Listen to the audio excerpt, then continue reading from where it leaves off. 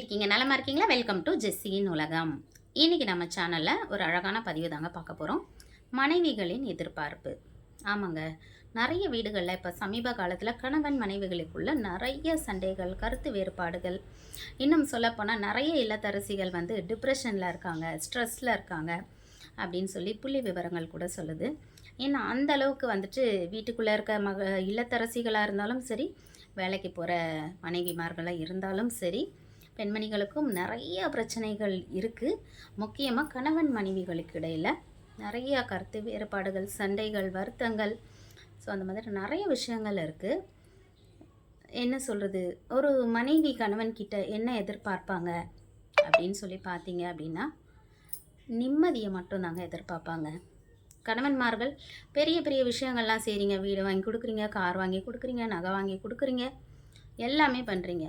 ஆனால் மனைவிகள் மனசில் இருக்க எதிர்பார்ப்புகள் நிறைய மனைவிகள் கிட்ட, கணவன் கொஞ்சம் நேரம் நம்மளோட இருக்கணும், கொஞ்சம் ஆசையாக பேசணும், நமக்காக கொஞ்சம் நேரம் ஒதுக்கணும், நம்ம மேலே பாசமாக இருக்கணும், ஸோ நம்மளுக்கு என்ன சொல்கிறது, நிம்மதியை தரணும் அப்படின்ற ஒரு விஷயத்தை தான் வந்து மனைவிகள் எதிர்பார்ப்பாங்க.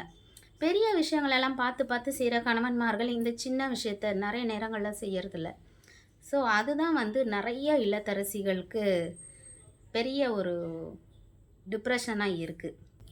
ஸோ இந்த பதிவை பார்க்குற என்னோட அப்பாக்களாக இருக்கலாம், என்னோட அண்ணன்களாக இருக்கலாம், என்னோட தம்பிகளாக இருக்கலாம், என்னோட நண்பனாக இருக்கலாம், ஸோ அனைத்து ஆண் மக்களுக்கும் தன் கூட இருக்க உறவுகளை நல்லபடியாக பார்த்துக்குங்க.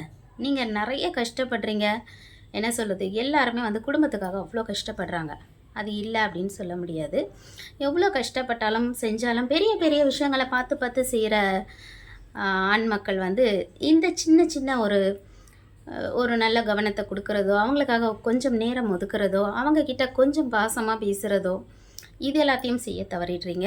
ஸோ இந்த மாதிரி சின்ன சின்ன விஷயங்களையும் பார்த்து பண்ணி கொடுத்தீங்க அப்படின்னா, உங்கள் கூட இருக்க மகளிர், உங்கள் கூட இருக்க உறவுகள் எல்லாருமே ரொம்ப ரொம்ப சந்தோஷமாக இருப்பாங்க. கண்டிப்பாக ட்ரை பண்ணுங்கள். மீண்டும் ஒரு நல்ல பதிவில் சந்திக்கலாம். அதுவரை உங்களிடமிருந்து விடைபெறுவது ஜெஸ்ஸி. உலகம். நான் உங்கள் தோழி. நன்றி, வணக்கம்.